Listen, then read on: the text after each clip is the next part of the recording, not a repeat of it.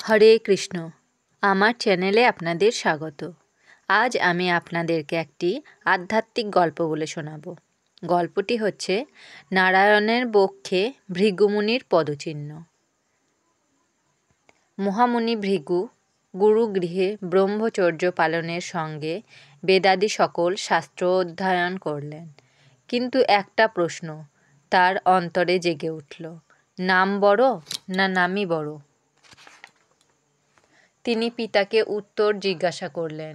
উত্তরে পিতা বললেন, এই প্রশ্নের উত্তর আমি দিতে পারব না। সূর্যলোকে সূর্যদেবের নিকটে যাও। তিনি নিজ কিরণ দ্বারা উদ্ভিদ সকল সৃষ্টি করেছেন। তার ফল ফুল শস্য খেয়ে জীব সকল বেঁচে আছে। তিনি হয়তো এই প্রশ্নের উত্তর দিতে পারেন।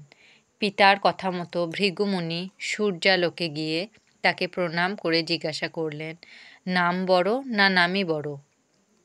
শুনে সূর্যদেব বললেন, মুনিবর, আপনার এই প্রশ্নের উত্তর আমি দিতে পারব না।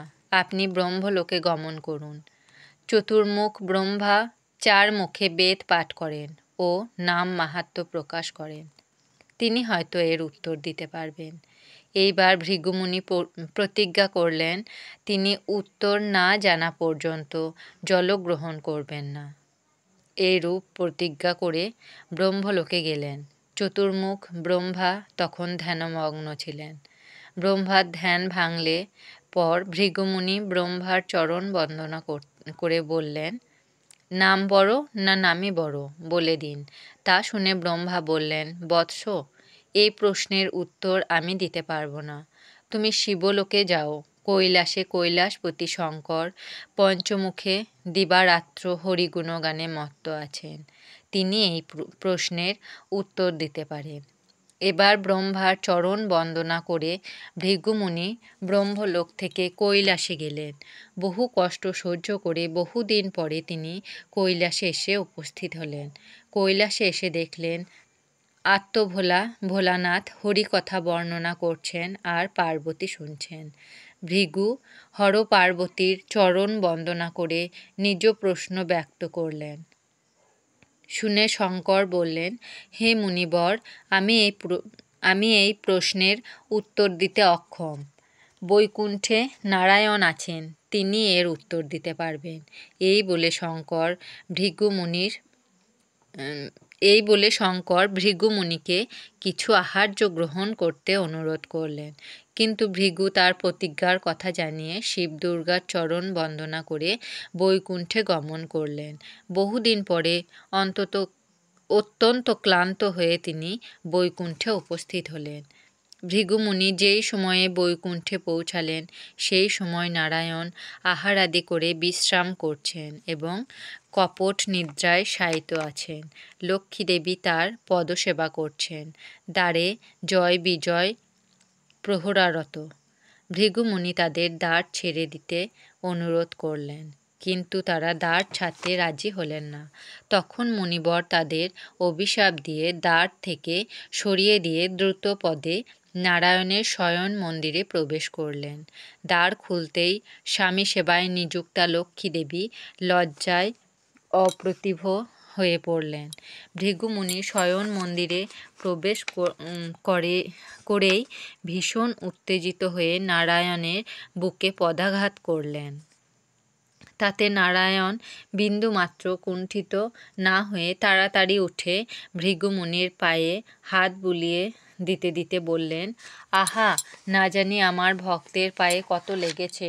নারায়ণের স্পর্শে ভৃগুমুনি তৎক্ষণাৎ নিজেকে সামলে নিয়ে নারায়ণের পদধূলি গ্রহণ করে কাঁদতে কাঁদতে বললেন, হে ঠাকুর, তুমি অন্তর্যামী, আমার অন্তরের ব্যথা সবই জানো। তবু আমাকে এইভাবে পরীক্ষা কেন ঠাকুর? এ আমি কি করে ফেললাম? আমার এ পাপের প্রায়শ্চিত্ত কিভাবে হবে? এই বলে তিনি নারায়ণের চরণ দুটি জড়িয়ে ধরে কাঁদতে লাগলেন।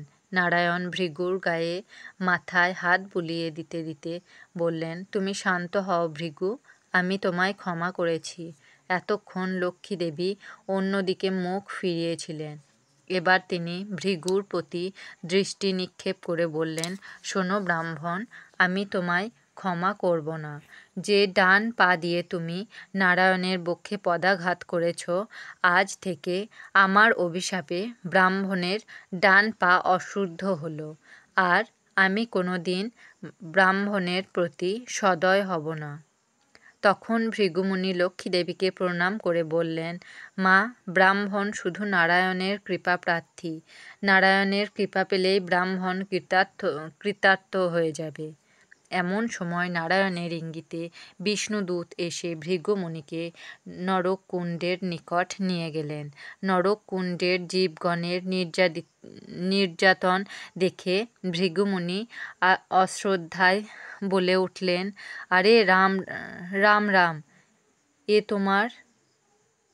এ তোমরা আমায় কোথায় নিয়ে এলে? ভৃগুমুনি এই রাম রাম শ্রবণের ফলে নরকগামী জীবগণ উদ্ধার পেয়ে স্বর্গধামে গমন করলেন। ভৃগুমুনি বৈকুণ্ঠের অন্যান্য রমণীয় স্থান দেখতে দেখতে সেই সকল নরকগামী জীবকে স্বর্গধামে দেখে সেই দেবদূতকে জিজ্ঞাসা করলেন, এরা কিভাবে নরক যন্ত্রণা থেকে মুক্তি পেল? দেবদূত বললেন, আপনি যে নরককুণ্ডের নিকট রাম নাম করলেন, সেই নাম শ্রবণ করে এরা মুক্তি পেয়েছে। অতএব নামের কি মহিমা তা আপনি নিজেই ভেবে দেখুন। এক্ষণে ভৃগুমুনি বুঝলেন, নামীর থেকে নাম ভিন্ন নয়। হে ভক্তগণ, এই হলো নামের প্রভাব। এই নামের প্রভাবে কত অসাধ্য সাধন হতে পারে। অতএব নাম ছাড়া আমাদের গতি নাই। শুধু নাম করো, নাম নামই অভিন্ন। নাম করো, নাম চিন্ত, নাম করো সার, নাম বিনা কলিযুগে গতি নাহি আর। যেই নাম সেই কৃষ্ণ, ভজ নিষ্ঠা করি, নামেরও সহিত আছেন আপনি শ্রীহরি। শুনো শোনো ওরে ভাই, নাম সংকীর্তন, যে নাম শ্রবণে হয় পাপ বিমোচন। কৃষ্ণ নাম ভজ জীব, আর সব মিছে, পলাইতে পথ নাই, যম আছে পিছে। কৃষ্ণ নাম হরি নাম বড়ই মধুর, যেই জন কৃষ্ণ ভজে সে বড় চতুর। ঈশা মুষা যিশু আল্লাহ, রাম কৃষ্ণ হরি, কালী ব্রহ্ম নারায়ণ, নামে যাও তরি। যেদিন লক্ষ্মী দেবী ভৃগুমুনিকে অভিশাপ দিলেন, সেদিন থেকে ব্রাহ্মণের ডান পা অশুদ্ধ হয়েছে। সেই জন্য